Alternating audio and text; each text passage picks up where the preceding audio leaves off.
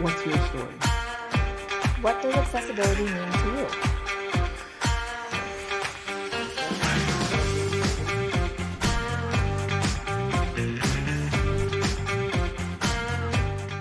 Hello and welcome to another episode of the special edition of the Inclusion Revolution Radio collaboration with accessiBe Spotlight Sessions. The Special Olympics World Games Berlin 2023 have officially concluded. We are so excited to be speaking with a guest today who led the implementation of free health screenings for every athlete at the Games. My name is Josh Basil. I'm your co-host for today's show. I'm a C4-5 quadriplegic, paralyzed below my shoulders, and a power wheelchair user. I'm the Community Relations Manager at accessiBe and a passionate disability rights advocate and trial attorney focused on breaking down barriers to access and inclusion for people with disabilities. I'm Noe Craven, your other co-host for today's show. I'm a proud Special Olympics athlete and employee of Special Olympics International. I play bocce, basketball, and about any other sport you can think of. I love Special Olympics and the work our organization does to promote friendship, respect, and of course, inclusion. Today, we will be talking with Dr. Brittany Routh, Director of Healthy Athletes for the Special Olympics. With over 2 decades of experience, she championed community-based screenings, emphasizing fall prevention for older adults and individuals with disabilities. As Director of Healthy Athletes, she leads 9 disciplines and advances global health screenings. Since 2021, she's overseen Healthy Athletes operation at major events, including the 2022 USA Games, 2022 Unified Cup, and 2023 World Games Berlin. Thank you so much for joining us today, Dr. Ruth, and welcome to the Inclusion Revolution podcast. Thank you for having me. Can you give us an overview of what Healthy Athletes is and the impact it has on Special Olympics as a movement? Of course, Novi. So Healthy Athletes is a global program that offers Special Olympics athletes and unified partners free health screenings in 9 different disciplines. These disciplines include health promotion, audiology, podiatry, vision, physical therapy, dentistry, emotional well-being, sports physicals, and our newest, pediatrics. People with intellectual disabilities may face access and other barriers to healthcare in their communities, so Healthy Athletes aims to provide screenings in comfortable and tailored ways to best serve their needs. The ultimate goal of the Healthy Athletes program is to identify the health needs of athletes and unified partners and provide them with educational resources and connections to care in their home communities that can meet those needs. I've heard the athlete leaders say it best: the best athlete is a healthy athlete. Additionally, Healthy Athletes serves to train healthcare providers and health professional students to best care for people with intellectual disabilities in their community practices and hospitals. In partnership with the education and training team at Special Olympics, we offer training in all 9 disciplines, as well as other health-related modules like communication and best care practices. That's a whole lot of disciplines and incredible work. It really that you're is. doing. And so, Dr. Ruth, what motivated you to join Special Olympics in 2021? And what have been some of your most rewarding experiences during your time with the organization? That's a great question, Josh. So as a physical therapist, I was searching for a job that enabled me to grow professionally, but also fulfill my desire to contribute to a bigger impact than treating the patients in my home community. I found that opportunity through Special Olympics, truly. When I joined the team to oversee the physical therapy and podiatry disciplines, and even more so now that I've come to serve as the Director of Healthy Athletes over all 9 disciplines, we're growing very quickly. In terms of rewarding experiences, those happen daily here at Special Olympics, but I think one of the most stand out to me has to be from USA Games in 2022. USA Games was one of our first, if not our first, major event since the COVID-19 pandemic began. It was the first time we were all back together in person, first time, a major games happened and everybody got reunited. First time for very major Healthy Athletes programming to resume in person. And so I'd been with SO and out of patient care as a PT for about a year at that point. And I was still anxiously awaiting when I'd see that impact that I was searching for in my career change really come to reality. And so enter USA Games. We all went to Florida to support the athletes that were participating. And in just over 1 week, The Healthy Athletes teams performed over 13,000 health screenings across 7 disciplines. We served over 3,000 athletes and unified partners that week. So it was definitely then that I finally got to see very, very much firsthand the impact and the reach of healthy athletes. And I think that was probably my first and one of my most rewarding experiences in this role.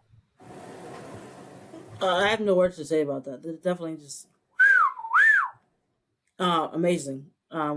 Congratulations, that is tremendously amazing. When I went for Healthy Athletes in 2018, you guys really showed us how to be healthy, and definitely it was just amazing because you had to go through steps, to get a prize. Which the prize was shoes, but definitely just being able to understand the information around health because some athletes like myself really don't. Sometimes we think, oh, being healthy, I can eat junk food for this whole week. You can't.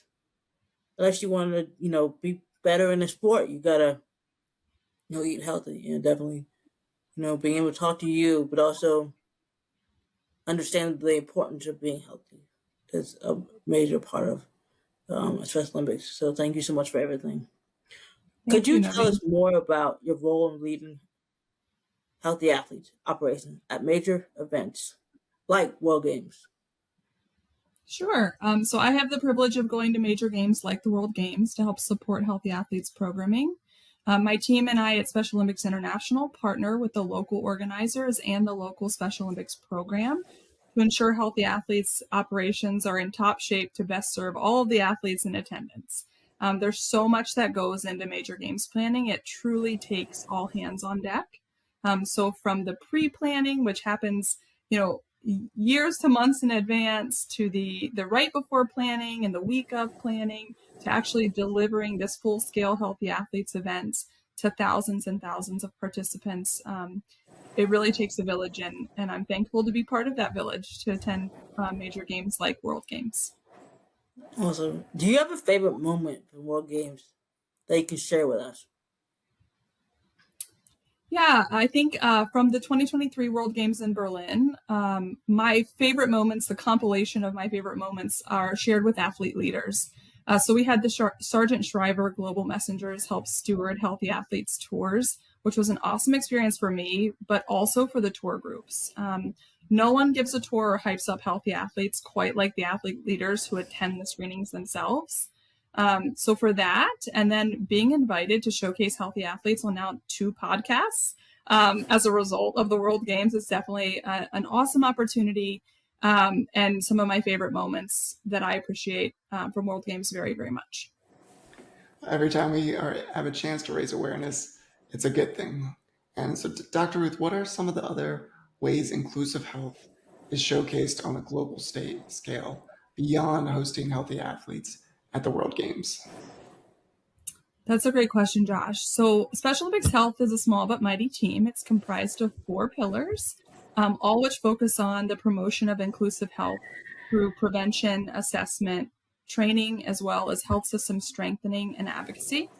So having SO Health and, in my opinion, more importantly, athlete representation at forums hosted by organizations such as the World Health Organization, CDC, Ministries of Health, and professional associations is a way that we at Special Olympics have been able to showcase the work of the health team and the greater movement, and promote inclusive health on an international stage. Additionally, we have an award both locally and globally called the Golisano Health Leadership Award, and that showcases standout healthcare providers and organizations who commit to serving SO athletes and people with intellectual and developmental disabilities in their communities, and contribute to inclusive health practices and showcasing inclusive health in a really big way.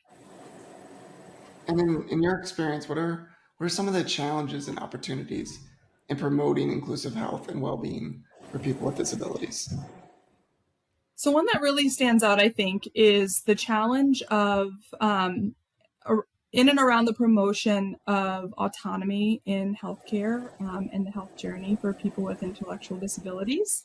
We believe that people with intellectual disabilities can and should have an active role and a voice in their healthcare journey. And it's something that we're working really hard to ensure through all of our programming.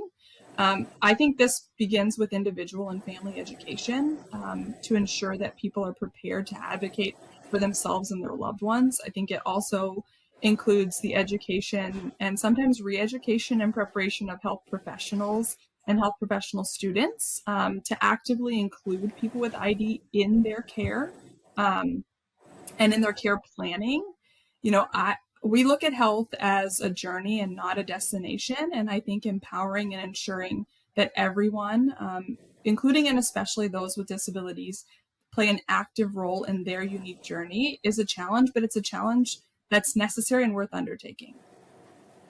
And then how can individuals and organizations support the advancement and delivery of inclusive health screenings and the services for Special Olympics athletes on a global scale? I love this question. So healthy athletes screening specifically rely on a volunteer workforce to be successful. And rumor has it, once you experience one, you're hooked for life. So from an individual standpoint, my best advice or call to action would be to get involved and volunteer. Whether you have a clinical background or just want to get involved, there's a place at Healthy Athletes and Special Olympics programming for everyone who wants to volunteer and get involved.